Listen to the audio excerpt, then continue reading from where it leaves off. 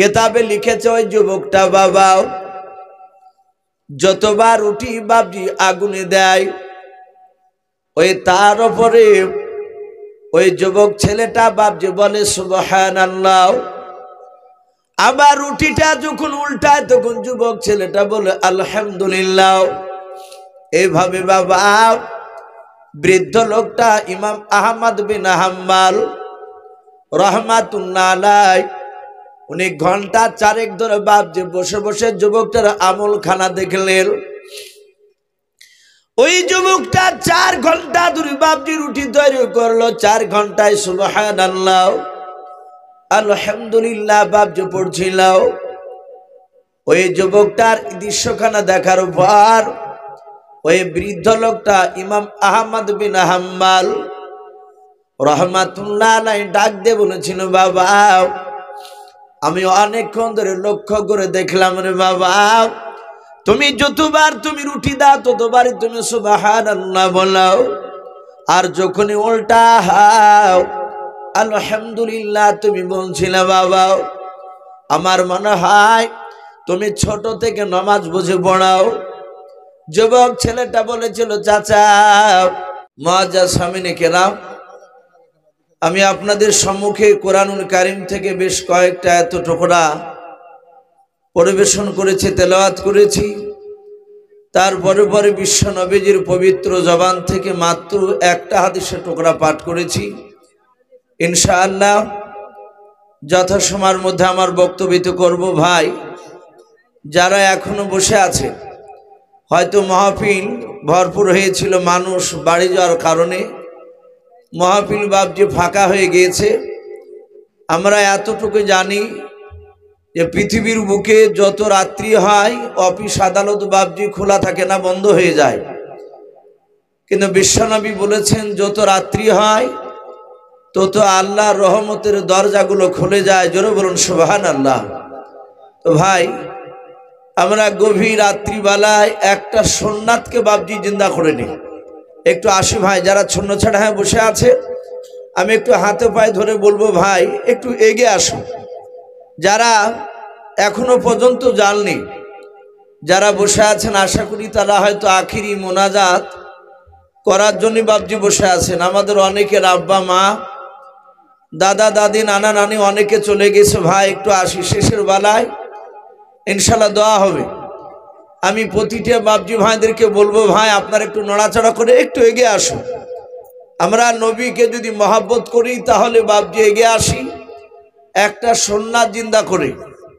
বিশ্বনবী বলেছেন এমন একটা সময় আসবে যে সময় আমার উম্মাতিরা তারা একটা সুন্নাত জিন্দা করলে তাদের আমলনামায় 100টা শহীদের সব লিখে দেওয়া হয়। বলুন আলহামদুলিল্লাহ। ভাই একটু এগিয়ে আসি। ওই যে পেছনকার ভাইদেরকে বলছি ভাই আমরা লজ্জা করব না, ভাই একটু গুছিয়ে আসি, আমরা গুছিয়ে আসি। বিশ্ব নবী রহমতের নবী জনাবে মোহাম্মদ রাসূলুল্লাহ সাল্লাল্লাহু তাআলা আলাইহি ওয়াসাল্লাম। আমরা সকলেই জানি নবী আমার পৃথিবীর বুকে বাপজি 63 বছর বেঁচে ছিলেন। কথা সত্য না মিথ্যা একটু জোরে বলে? কথা সত্য। নবী আমার 63 বছর বাপজি বেঁচে ছিলেন। আর এই 63 বছরের মধ্যে মাত্র 23 বছর বাপজি ইমানের মেহনত করেছিলেন। এক কথায় আমরা জানি যে কলেমার দাওয়াত দিয়েছিলেন। আমরা সকলেই জানি বিশ্ব নবী রহমতের নবী বাপজি এই 23 বছর বাপজি কলেমার দাওয়াত দিতে গিয়ে নবী অনেক মার খেয়েছিলেন। আমার বিশ্ব নবীর একটাই উদ্দেশ্য ছিল যে আমার পথহারা উম্মাতিরা তারা কিভাবে জাহান্নাম থেকে তারা জান্নাতের রাস্তাটা পাবে, এটাই তো উদ্দেশ্য ছিল নাকি? এর বাইরে কিছু ছিল না। যে না মুহাম্মদ সাল্লাল্লাহু তাআলা আলাইহি ওয়াসাল্লাম দুনিয়ার বুকে জমি জায়গার লোভে মার খেয়েছিলেন, এরকম কথা কোথাও লেখা নেই। আমার বিশ্ব নবী রহমতের নবী মার খেয়েছেন, মানুষকে বলেছেন তোমরা আমার সুন্নাতকে জিন্দা করো। আমার সুন্নাতকে যদি তোমরা মহব্বত করো তাহলে কিয়ামতের ময়দানে তোমরা জান্নাত যেতে পারবে। আমরা জানি বিশ্ব নবী, রহমতের নবী, দুনিয়ার বুকে বাপজি রাসূল সাল্লাল্লাহু তাআলা আলাইহি ওয়াসাল্লাম বহু জায়গায় বাপজি এই দিনের কথা বলতে গিয়ে মার খেয়েছে। আর যেমন আপনারা বসে আছে এই নওদাপাড়া হাফিজিয়া মাদ্রাসার এই জালসা শোনার জন্য বাপজি এসে বসে আছে। রহমতের নবী মসজিদে নববীতে সাহাবায়ে কেরাম রাদিয়াল্লাহু তাআলা আনহুম আজমানদেরকে নিয়ে বাপজি রাসূল সাল্লাল্লাহু আলাইহি ওয়াসাল্লাম তিনি আলোচনা রাখছিলেন। রহমতের নবী বিশ্ব নবী ডাক দিয়ে বলেছিলেন, ওগো সাহাবায়ে কেরাম, আমার সুন্নাতকে তোমরা আঁকড়ে ধরো, আল্লাহর কোরআন অনুযায়ী তোমরা চলাফেরা করো, তাহলে তোমরা মৃত্যুর পর তোমাদের কবরটা জাহান্নামে টুকরা হবে না, জান্নাতে টুকরা হয়ে যাবে। আমার বিশ্বনবী এই জান্নাত জাহান্নামের বয়ান শোনার জন্য সাহাবাদেরকে একত্রিত বাবজি করেছিলেন। সাহাবায়ে কেরাম সকলেই নবীজির চেহারার দিকে বাবজি চেয়ে চেয়ে কথাগুলো শুনছিলেন।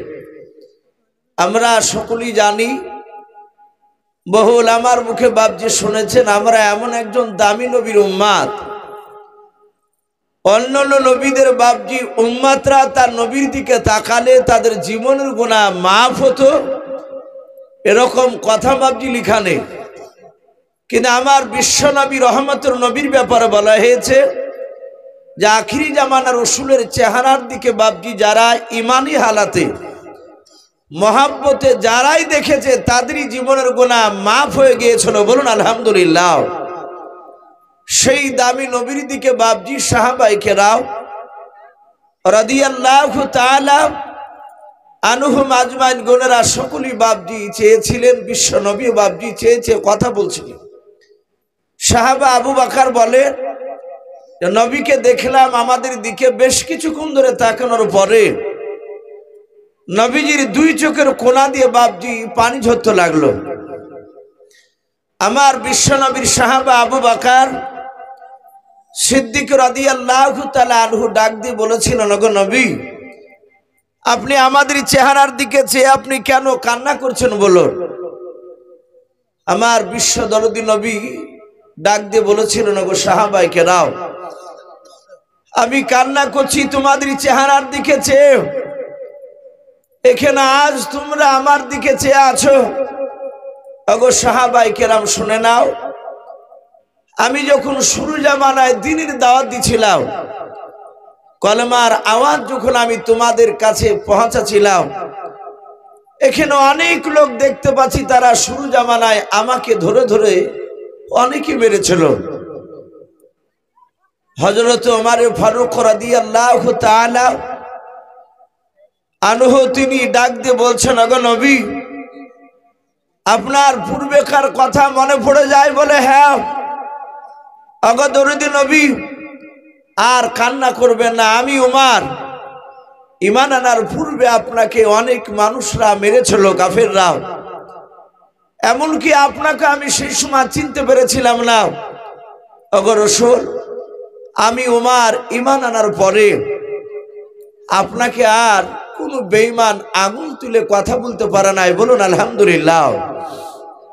আমার বিশ্ব নবী বলেন, ওমর, ওগো ওমর, আমি দেখতে পাচ্ছি তুমিও ঈমান আনার পূর্বে অনেক মানুষ নয়, আমি বিশ্ব নবী মুহাম্মদ সাল্লাল্লাহু আলাইহি ওয়াসাল্লাম আমি প্রকাশ্য কলমার দাওয়াত দিতে পারি নাই।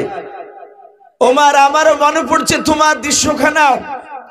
হযরত ওমর ডাক দিয়ে বলছেন, নবী, আপনার এমন কি দৃশ্য মনে পড়েছে আমার ব্যাপারে একটু বলো।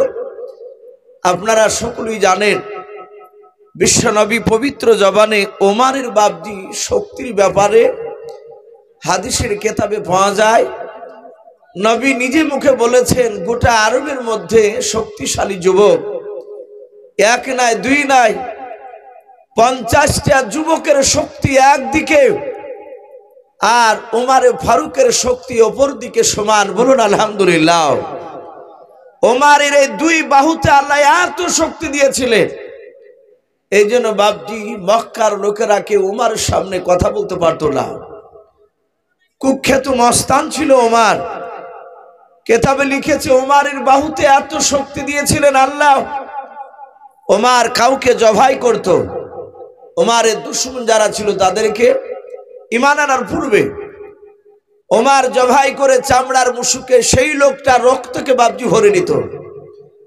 ভরে নিয়ে যেই লোকটাকে জবাই করত ওমর, সেই লোকটার খানদানের যে কোনো মানুষের কাছে গিয়ে চিৎকার করে ডেকে বলতো, এই চামড়ার মুশুকে তোমার সন্তানের রক্ত ভরা আছে। ওমর তার সামনে বলে রক্তকে মুখে করে নিয়ে তাদের গায়ে আবার রক্তের কুলি দিত। তাহলে কত বড় বাপজি শক্তিশালী ছিল ওমর।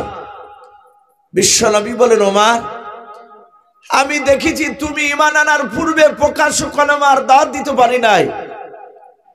সেই নবী রহমতের নবী কাঁদেন আর বলেন, ওমর আমার মনে পড়ে যায় হযরত ওমর ফারুক রাদিয়াল্লাহু তাআলা আনহু ডাক দিয়ে বলেছিল, নবীকে কোন কথাটা আপনার মনে পড়ে যায় একটু খুলে বলার। আমার বিশ্ব নবী বলেন, ওমর তুমি ঈমান আনার পর তুমি জানো, ঈমান আনার পরেও তুমি জানতে গেলে ওমর ইসলামের ইতিহাসে পাওয়া যায় ইসলাম গ্রহণ করার জন্য বাবজি সর্বপ্রথম যেই লোকটাকে বাবা ইসলামের মধ্যে শহীদ করা হয়, আল্লাহর নবী বলেন সর্বপ্রথম যে নারীটাকে ঈমান আনার জন্য শহীদ করা হয় তার নাম হচ্ছে হযরত সুমাইয়া। বলুন সুবহানাল্লাহ। আল্লাহর নবী কাদার বলেন, ওমর আমি বিশ্ব নবী দরদি নবী, আমি সুমাইয়ার কাছে তার সন্তান আম্মার দুজনের কাছে আমি গোপনে কলমার দাওয়াত দিয়েছিলাম। ওরা কলমা এক নয় দুই নয়, প্রায় মোটামুটি বেশ কিছুদিন ধরে তারা চুপি চুপি কলমার দাওয়াত দিয়েছিল। রাত্রি বেলায় দিনের বেলায় বাড়িতে তারা আল্লাহর বন্দেগী করত। ওরে ওমর ওই বিশ্ব নবীর কলমার কথা সুমাইয়া ঈমান এনেছে তার সন্তানকে নিয়েও। এই কথাটা বেঈমান আবু জেহেলের কানে যখন পৌঁছে গিয়েছিল, ওরে ওমর আবু জেহেল সহ সুমাইয়া আম্মারকে উঠে নিয়ে যেতে পেরেছিল না। ও উমর শুনে না, তুমি সেই সময় প্রকাশ্য জোর করে এসে তুমি সুমাইয়া আম্মারকে তুলে নিয়ে গিয়ে মক্কার চৌরাস্তার মোড়ে তুমি বেঁধে রেখেছিলাও। আল্লাহর নবী বলেন, ওমর তোমার কি ভালো মনে আছে? বলে ভালো মনে আছে। ওমর বিশ্ব নবীর কথা শুনছেন আর হাওমা করে কান্না করেছিল। আল্লাহর নবী বলেন, ওমর সেদিন কেউ মারে তুমি যদি না নিয়ে যেতে তাহলে আবু জেহেলের আর কোনোদিন আমার সুমাইয়াকে নিয়ে যেতে পারতো না। ওমর সেই কথাটা আমার মনে পড়ে যায়, সেই দিকে লক্ষ্য করে আমি কান্না করতেছি। ওমর বিশ্ব নবীর হাত ওখানা জুড়ে ধরে কাদার বলে, নবী গাও এ দেশখানা ছিল ঈমান আনার পূর্বে, নবী আপনাকে আমি চিনতাম না। সেই সময় আমি সুমাইয়া আর আম্মারকে টেনে নিয়ে গিয়েছিলাম। আল্লাহর নবীর হাত ওখানা ধরে কাদার বলে, নবী আপনি ক্ষমা করে দাও, আপনি আল্লাহর কাছে দোয়া চান যেন আমার আল্লাহ আমাকেও মাফ করে দেয়। বিশ্ব নবী বলেন, ওমর আমি তো মাফ করে দিয়েছি তোমাকে। ওগো ওমর আমার আল্লাহ নিশ্চয় তোমাকে হয়তো ক্ষমা করে দিয়েছে। সেই উমর ডাক দিয়ে বলছে, নবী আমি উমর ঈমান আনার পূর্বে আপনাকে অনেক মানুষ গালিগালাজ করেছিল, মেরেছিল, কিন্তু নবী আমি ঈমান আনার পরে আর কোন বেঈমান আপনার দিকে আঙুল তুলে কথা বলতে পারে নাই। নবী বলেন, ওমর আঙুল তুলতে পারে না এটা সত্য কথা, কিন্তু শুনে নাও হে ওমর আমার ভালো মনে আছে তুমি ঈমান আনার পরে 4 দিনকার দিন এক ইহুদি বেঈমান আলেম আমাকে অনেক গালিগালাজ দিয়েছিল। বাপজি আমার সোনা লালেরা, অনেক ঘটনা লম্বা আছে, আমি বেশিক্ষণ আপনাদেরকে বাপজি কষ্ট দিব না। আমার বলার উদ্দেশ্য এই যে বিশ্ব নবী, রহমতের নবী, দুনিয়ার বুকে বাপজি 23 বছর মার খেয়েছিলেন। নবী প্রতিটা মানুষের দ্বারে দ্বারে গিয়ে দিনের দাঁত দিতে গিয়ে মার খেয়েছিলেন। নবীর একটাই উদ্দেশ্য ছিল যে আমার পথহারা উম্মাতিরা তারা কিভাবে জাহান্নাম থেকে তারা জান্নাতের রাস্তা বাপজি তারা পাবে। আমার বিশ্ব নবী, দরদি নবী মৃত্যুর পর কেতাবে পাওয়া যায় এখনো সেই মদিনায় রওজাতুল মানুওয়ারায় সবুজ গম্বুজের তলে বিশ্ব নবী এখনো বাপজি উম্মাতি উম্মাতি করে কাঁদছেন। বলুন আলহামদুলিল্লাহ। নবী এখনো কাঁদছেন যে আমার উম্মাতির কি হবে। যে রসুল জিন্দা অবস্থাতেও বাপজি কেঁদেছে। হাদিসের কেতাবে এসেছে আমার বিশ্ব নবী, রহমতের নবী জনাবে মোহাম্মদ রসুল্লাহ সাল্লাল্লাহু তাআলা আলাইহি ওয়াসাল্লাম ওই যে সাহাবাদেরকে মসজিদে নববীতে বাপজি বসার পরে সাহাবারা নবীর দিকে চেয়ে আছে, আর নবীও সাহাবাদের দিকে চেয়েছে। জান্নাত জাহান্নামের বাপজি কথা শোনাছিলেন। হযরতে আমিরুল মুমিনিন উমর ইবনুল খাত্তাব রাদিয়াল্লাহু তাআলা আনহু আজমাইন গোনেরা বলে, আমি দেখলাম বিশ্ব নবী আমাদের দিকে চেয়েছে, কথা বলছিলেন, আমরা শুনছিলাম, আমরা নবীর দিকে চেয়েছিলাম। হঠাৎ করে দেখলাম নবী বেশ কিছুক্ষণ ধরে কথা বলতে বলতে নবী আর আমাদের দিকে তাকালেন না। বিশ্ব নবী জিন্দা অবস্থায় মদিনায় রওজাতুল বাপজি আপনার মানোয়ারা নয়, মসজিদে নববীতে মিম্বারে বসে নবী সাহাবাদের দিকে তাকাতে তাকাতে হঠাৎ করে বাপজি আসমানের দিকে তাকাতে লাগলেন। সাহাবায়ে কেরামরা বলেন, দেখলাম নবী অনেকক্ষণ ধরে আমাদের দিকে তাকালেন, একইভাবে ওই আকাশের দিকে চেয়ে আছে। আমি যে আপনাদের দিকে চেয়ে কথা বলছি, এভাবে কথা বলতে বলতে গিয়ে যদি এইভাবে অপর দিকে একইভাবে তাকিয়ে থেকে ভাববেন যে ইসু ভাই কি ব্যাপার, অপর দিকে তাকিয়ে ওইভাবে কার সাথে কথা বলছে। কিন্তু নবীর সাহাবারা বলেন যে আমরা দেখলাম বিশ্ব নবী কার সঙ্গে যেন কথা বলছে, কিন্তু নবী যার সাথে কথা বলছিলেন ওই লোকটার আওয়াজ শুনতে পাই নাই, কিন্তু আমরা দরদি নবীজির কথাগুলো শুনছিলাম। সম্মানিত ভাইরা আমার, বাবা জীবনেরাও, সাহাবারা বলেন আমরা কেউ নবীকে ডাকলাম না, সকলেই চুপচাপ নবীর মুখের দিকে চেয়েছে। আমরা দেখছিলাম নবী কথা বলছিলেন। কেতাবে লিখেছে প্রথম আসমান থেকে বাপজি যিনি রাসূলুল্লাহকে সালাম দিয়েছিলেন, ডেকেছিলেন, তিনি ছিলেন সম্রাট জিবরিল আলাইহিস সালাম। বলুন আলহামদুলিল্লাহ। হযরত সাহাবায়ে কেরাম বলে আমরা সম্রাট জিবরিলকে দেখতে পাই নাই। আচ্ছা ভাই বলেন, আমরা কি জিবরিলকে দেখতে পেয়েছি? ভাই কেউ? আমরা এখনো পর্যন্ত কেউ দেখতে পাই নাই। কিন্তু হাদিসের কেতাবে বাপজি এসেছে ফেরেশতাকে বাপজি এখনো মানুষ যদি সেই রকম আল্লাহওয়ালা হয়, যে কোনো ফেরেশতাকে বাপজি দেখতে পাবে না তা নয়। আমরা নবীজির একটা সাহাবা, নবীজির আপন চাচা হযরতে আব্বাস, নাম শুনেছেন? নবীর যে 10টা আব্বারা ভাই ছিল, তার মধ্যে থেকে রহমতের নবীর একটা আপন চাচার নাম ছিল আব্বাস, রসুলের অনেক বড়। এই আব্বাস রাদিয়াল্লাহু তাআলা আনহু তিনি নবীকে বলেছেন, নবী আপনার সম্রাট জিবরিলকে আমি একটু দেখতে চাই। নবী বলেছিলেন, ওগো আমার আব্বাস চাচা, আপনি আমার জিবরিলকে বাস্তব চোখে দেখে আপনি সহ্য করতে পারবেন না। বলে হুজুর একটিবার আমি দেখতাম। কেতাবে লিখেছে বাপজি বিশ্বনবী রহমতুল নবী মসজিদে নববীতে বসেছিলেন, আর সেই সময় জিবরিল আলাইহিস সালাম এসেছিলেন। আমরা বুখারী শরীফে বাপজি পড়েছি বাদউল ওহী বলে একটা ওহীর অধ্যায়, যে নবীর কাছে জিবরিল আলাইহিস সালাম কিভাবে ওহী নিয়ে আসতেন। তো বুখারী শরীফে বাপজি ওহীর অধ্যায় পাওয়া যায় জিবরিল আলাইহিস সালাম 10 রকমের কায়দায় আমার রসুলের কাছে বাপজি ওহী নিয়ে আসতেন। বলুন আলহামদুলিল্লাহ। কয় রকমে বললাম? 10 রকমের কায়দায়। আমার নবীর কাছে কোনো কোনো সময় আপনার মুসাফির হালাতে আসতেন। সাহাবারা কেউ চিনতে পারতো না যে ইনি সম্রাট জিবরিল, কিন্তু নবী জানতে পারতেন ইনি সম্রাট জিবরিল আলাইহিস সালাম। ভাই আমার, নবীর সাথে কথা হতো মসজিদ থেকে বা যে কোনো জায়গা যেখানে নবীর সাথে কথা বলতো মুসাফির হালাতে, সেখান থেকে কিছুটা যাওয়ার পর অদৃশ্য হয়ে যেত।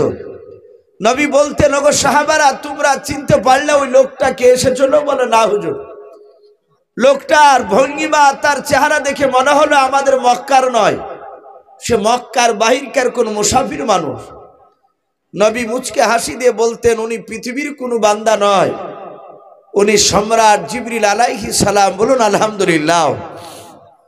এ একরকম।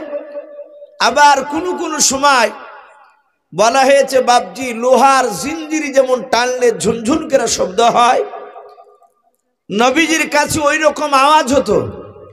নবী এইভাবে আকাশের দিকে তাকে বুঝতে পারতেন সম্রাট জিবরিল ওহী নিয়ে এসেছে। নবী জিবরিলের কাছ থেকে কথা শুনতে। আবার কোন কোন সময় নবীজির একজন দামি সাহাবা ছিলেন, যিনার নাম কেতাবে লিখেছে হযরতে দাহিয়াতুল কলবি। নাম শুনেন নাই? খুব দামি সাহাবা।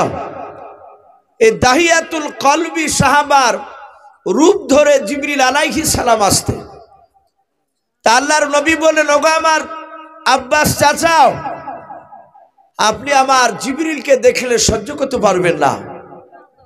নবী নিজে বলছেন, আমার জিবরিলকে আমার কাছে জিবরিল এক নয়, দুই নয়, প্রায় 24,000 বারেরও বেশি এসেছিলেন। বলুন আলহামদুলিল্লাহ। কত হাজার বললাম বা?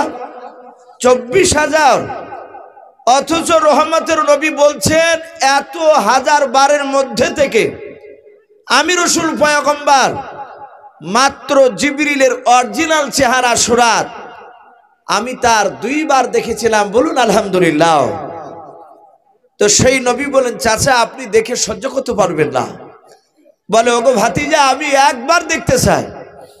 মসজিদে নববীতে দাঁড়িয়েছিলেন, হঠাৎ করে জিবরিল আলাইহিস সালাম আসলেন।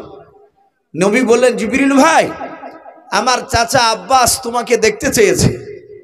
জিবরিল মুচকে হাসি দিয়ে বললেন, হুজুর অসুবিধা নেই। নবী বললেন, চাচা ওই দেখেন সম্রাট জিবরিল, আপনি একবার তাকান। আব্বাস বলে, আমি দেখলাম জিবরিলের পায়ের টাকনু থেকে এই পায়ের হাঁটুর দিকে শুধু একবার নজর পড়েছে। আব্বাস বলেন, আমি সাতাহাতে পড়ে বেহুশ হয়ে গিয়েছিলাম। বলুন আলহামদুলিল্লাহ। সম্মানিত ভাইরা আমার, বাবা জীবনেরাও, কিন্তু কেতাবে লিখেছে ফেরেশতাকে যে কোনো মানুষ বাপজি দেখতে পাবে না তা নয়, যদি সেই রকম যোগ্যতা পূর্ণ যদি আল্লাহর বান্দা হয় আপনি দেখতে পারেন। আপনারা সকলেই নাম শুনেছেন হযরতে ইমাম আহমদ বিন হাম্বল রহমাতুল্লাহ আলাইহি। নাম শুনেন নাই? 4টা মাযহাব যে আমরা অনেকে বলি, এই 4 মাযহাবের মধ্যে বাপজি ইমাম আহমদ বিন হাম্বল, উনি এত বড় বুজুর্গ পণ্ডিত, ওনার বাপজি জীবনীতে এসেছে উনিও মহান রব্বুল আলামিনের ফেরেশতাকে সালাম দিয়েছিলেন। বলুন আলহামদুলিল্লাহ। এই আহমদ বিন হাম্বল তিনি এত বড় পণ্ডিত বাপজি আপনার ছিলেন। কেতাবে লিখেছে, আমার পূর্বেকার বক্তা, তার পূর্বেকার বক্তা হযরত মাওলানা আজিজুল হক সাহেব বাপজি একটা ভণ্ডা পীরের কথা বলছিলেন, আমি ঘর থেকে শুনছিলাম। বর্তমান বাপজি অনেক ভণ্ড পীর বাপজি বেড়ে গিয়েছে। অনেক ভণ্ডা পীররা বাপজি 5 ওয়াক্ত নামাজও সঠিকভাবে পড়ে না।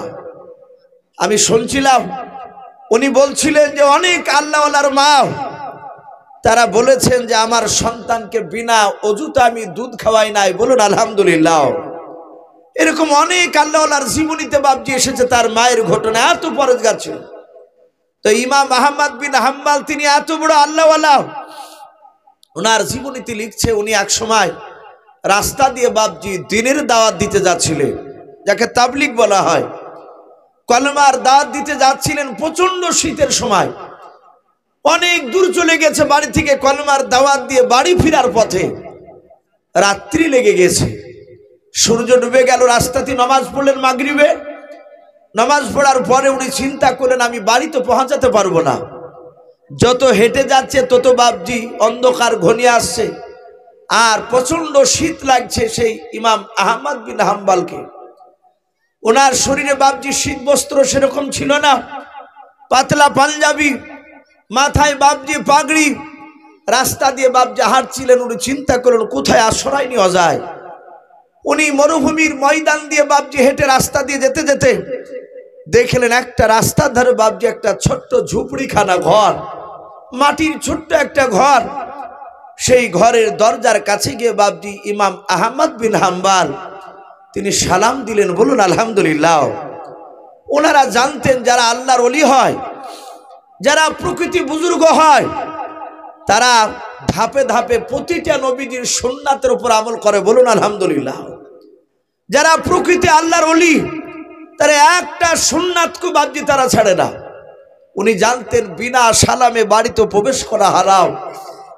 কোনো ব্যক্তি যদি বিনা সালামে যদি বাড়িতে প্রবেশ করে যায়, হয়তো লোকটা কিয়ামতের ময়দানে জান্নাত যেতে গিয়ে আটকা পড়ে যাবে। তাই সেই বৃদ্ধ লোকটা ইমাম আহমদ বিন হাম্বল সাদাসিধা মানুষ, উনি দরজার কাছে গিয়ে বাপজি ওই ঘরটার কাছে গিয়ে সালাম দিলেন। উনি বুঝতে পারলেন এই ঘরটা একটু হোটেল টাইপের। সালাম যখন দিলেন দেখলেন হোটেলের ভিতরে একটা যুবক ছেলে এমনি প্যান্ট শার্ট পরে আছে। ছেলেটার মুখে বাপজি দাড়িও আছে। ছেলেটা যুবক বাপজি সে সালামের উত্তর দিলেন। ইমাম আহমদ বিন হাম্বল বললেন বাবা রাত্রি হয়ে গেছে, আমি বাড়ি পৌঁছাতে পারবো না, তাই একটু দয়া করে তোমার এই ঘরের ভিতরে একটু থাকার আমাকে অনুমতি দিবা। যুবকটা বলল চাচা আপনি আসুন, অসুবিধা নেই। এই ইমানদার যুবক ছেলেটা তাকে ডাকলেন। ইমাম আহমদ বিন হাম্বল ঘরে চলে গেলেন। দেখলেন যুবকটা এশার বাপজি নামাজের টাইম হয়ে গেল, ছেলেটা অজু বানাচ্ছে। ইমাম আহমদ বিন হাম্বল বলছেন বাবা নামাজ পড়বা? বলে হ্যাঁ চাচা। আপনি যদি পড়েন তাহলে একই সঙ্গে নামাজটা পড়ে নিতাম। ইমাম আহমদ বিন হাম্বল তারা দুজনে বাপজি নামাজ পড়লেন। নামাজ পড়ার পর বলছেন চাচা আপনি এখানে বসুন, আমি সারা রাত রুটি তৈরি করি। বলে তাই? বলে হ্যাঁ। যুবক ছেলেটা চুলোতে বাপজি আগুন ধরে দিয়ে তাওয়া দিয়ে সে রুটি বাপজি সেঁকতে শুরু করলো। যুবক ছেলেটার দৃশ্যখানা দেখে বৃদ্ধ লোকটা ইমাম আহমদ বিন হাম্বল ডাক দিয়ে বলে বাবা আমাকে প্রচন্ড শীত লাগছে, যদি কিছু মনে না করো তোমার চুলহার গুড়িতে একটু আগুনের তাপ খেতে দিবা। বলুন সুবহানাল্লাহ। কত বড় বুজুর্গ দেখুন আগুনের তাপ খাওয়ার জন্য অনুমতি নিচ্ছে। বলে বাবা একটু বসতে দিবা। যুবক ছেলেটা বলল চাচাজি যদি আপনি আমার চুলহার গুড়িতে যদি বসে আমার একটু সুবিধা হবে। বলে কি? বলে আপনি পাশে বসে থাকলে আমার ঘুম আসবে না, আমি রুটি তৈরি করতে আমার সুবিধা হবে, আপনি বসুন, অসুবিধা নেই। ইমাম আহমদ বিন হাম্বল আঙ্গুলের তসবি গুনছে, মনে মনে বাপজি তিনি তসবি পাঠ করছে। আর যুবক ছেলেটা বাপজি উনিও রুটি তৈরি করছে। ইমাম আহমদ বিন হাম্বল তসবি গুনছেন আর উনি মনে মনে বাপজি ওই যুবকটার দিকে তাকাচ্ছে। কেতাবে লিখেছে ওই যুবকটা বাবা যতবার রুটি বাপজি আগুনে দেয় ওই তার উপরে ওই যুবক ছেলেটা বাপজি বলে সুবহানাল্লাহ। আবার রুটিটা যখন উল্টায় তখন যুবক ছেলেটা বলে আলহামদুলিল্লাহ। এইভাবে বাবা বৃদ্ধ লোকটা ইমাম আহমদ বিন হাম্বল রাহমাতুল্লাহ আলাইহি উনি ঘন্টা চারেক ধরে বাপজি বসে বসে যুবকটার আমল খানা দেখলেন। ওই যুবকটা 4 ঘন্টা ধরে বাপজি রুটি তৈরি করলো। 4 ঘন্টায় সুবহানাল্লাহ আলহামদুলিল্লাহ বাপজি পড়ছিল। ওই যুবকটার দৃশ্যখানা দেখার পর ওই বৃদ্ধ লোকটা ইমাম আহমদ বিন হাম্বল রাহমাতুল্লাহ আলাইহি ডাক দিয়ে বলেছিল বাবা আমি অনেকক্ষণ ধরে লক্ষ্য করে দেখলাম রে বাবা তুমি যতবার তুমি রুটি দাও ততবারই তুমি সুবহানাল্লাহ বলো, আর যখনই উল্টা হাও আলহামদুলিল্লাহ তুমি বলছিলে বাবা। আমার মনে হয় তুমি ছোট থেকে নামাজ বুঝে পড়াও। যুবক ছেলেটা বলেছিল, চাচা এক না দুই না, আমার 6 বছর যখন বয়স চাচা, তখন থেকে আমার মা 5 ওয়াক্ত নামাজ পড়াতেন। বলুন আলহামদুলিল্লাহ। ও চাচা 6 বছর থেকে আমি নামাজ পড়ি? বলে তাই? বলে হ্যাঁ। বলে বাবা আমার মনে হয় তোমার বাপ মা বড় বুজুর্গ ছিল, আল্লাহওয়ালা ছিল। ওরে যুবক বলাও, তোমার বাপ মা বেঁচে আছে কিনা বলাও। যুবক ছেলেটা বলেছিল, চাচা আমার আব্বা আজকে 2 বছর হলো ইন্তেকাল করে গিয়েছে। আমার মা প্রায় বছর খানেক হয়ে গেল আমার মার ইন্তেকাল হওয়া, আব্বা মা কেউ বেঁচে নাই। ওই বৃদ্ধ লোকটা ডাক দিয়ে বলেছিল, বাবা তোমার বাপ মা বলো মৃত্যুর আগে তোমাকে কিছু ওষুধ করে গিয়েছিল কি মালাও? কোন আমলের কথা তোমাকে বলে গিয়েছে কি মালাও? ওই যুবকটা ডাক দিয়ে বলেছিল, চাচা আপনাকে আমি চিনি না, কিন্তু শুনে না আমার মা মৃত্যুর আগে যখন বিছানায় ছটফট করেছিল মৃত্যুর যন্ত্রণায়, আমি মার খিদমত করেছিলাম। মার হাত দুখানা দূরে আমি কেঁদে মার কাছে ক্ষমা চেয়ে নিয়েছিলাম, মার কাছ থেকে দোয়া চেয়েছিলাম। ওগো বাবা আমার মা আমার মৃত্যুর আগে আমার হাত দুখানা ধরে আমার মা এক এক করে আমার জন্য 50টা দোয়া করে গিয়েছিলেন। বলুন সুবহানাল্লাহ।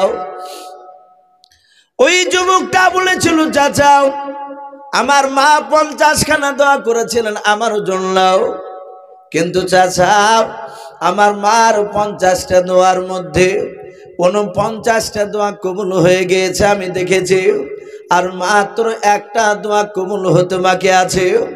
আল্লাহর নবী নয়, ওই বৃদ্ধ লোকটা ইমাম আহমদ বিন হাম্বল ডাক দিয়ে বলেছিলেন, ওগো আমার বাবা তোমার মার কোন দোয়াটা কবুল হতে বাকি আছে একটু বলাও। ওই যুবক ছেলেটা বলেছিল, চাচা মা মৃত্যুর আগে বসেছিল, আমি বলেছিলাম মা গো এলাকায় অনেক মানুষ বলা বলি করে, সবচেয়ে যিনি বড় আলেম তার নাম হচ্ছে ইমাম আহমদ বিন হাম্বল। ওগো আমার মা তুমি একটু দোয়া করো, আমি যেন ইমাম আহমদ বিন হাম্বল সাথে যেন আমি দেখা করতে পারি। আমার মা দোয়া করেছিল, বাবা আমি তোমার জনম দক্ষিণে মা আমি তোমার জন্য দোয়া করে দিলাম রে বাবা, তোমার মৃত্যুর আগে ইমাম আহমদ বিন হাম্বলের সাথে দেখা না হয়ে আশা করি আল্লাহ তোমার ইন্তেকাল দিবে নাও। ও চাচা শুনে নেন, সব দোয়া কবুল হয়েছে, অত বড় আলেমের সাথে আমার আজ পর্যন্ত দেখা হয় নাই, শুধু ওই বড় আলেমের সাথে দেখা হতে বাকি আছে, তাহলে 50টা দোয়া কবুল হয়ে যাবে। ইমাম আহমদ বিন হাম্বল মুচকে মুচকে আসছেন আর বলেন, বাবা তোমার মার 50 নাম্বার দোয়াটা কবুল হয়ে গিয়েছে। জোরে বলুন সুবহানাল্লাহ। যুবকটা ডাক দিয়ে বলেছিল, চাচা অত বড় আলেমের সাথে আমার তো দেখা হয় নাই। ডাক দিয়ে বলেছিল, বাবা ওই আলেমকে দেখতে পাও নাই? বলে নাও।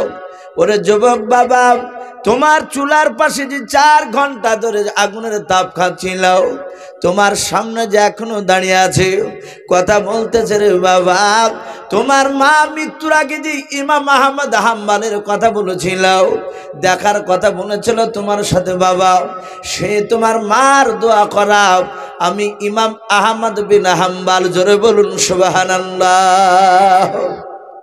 সেই ইমাম আহমদ বিন হাম্বল বৃদ্ধ লোকটাকে দেখে যুবকটা অবাক হয়ে গেছে, বলে হুজুর আপনি সেই আলেম? বলে হ্যাঁ। বলে হুজুর আপনাকে তো সুন্দর করে একটু আমি বিছানা করে দিই। বলে লাগবে না বাবা, যা দিয়েছে এটা আলহামদুলিল্লাহ। সেই ইমাম আহমদ বিন হাম্বল উনিও ফেরেশতাকে বাপজি সালাম দিয়েছিলেন। এরকম অনেক আল্লাহর জীবনীতে বাপজি এসেছে। আমার সাহাবায়ে কেরামরা বলেন, আমরা তাকিয়েছিলাম, নবী আকাশের দিকে চেয়ে চেয়ে কথা বলছিলেন, হঠাৎ করে দেখলাম জিবরিল আলাইহিস সালাম বিশ্ব নবী দরুদ নবীকে ডাক দিয়ে বলছেন, আসসালামু আলাইকা ইয়া রাসূলুল্লাহ ইয়া হাবিবাল্লাহ। আমার রহমতের নবী সালামের উত্তর দিয়ে বলেন, ওগো জিবরিল ভাই, কি ব্যাপার আজকে প্রথম আসমান থেকে কেন তুমি আমাকে ডাকলে বলো?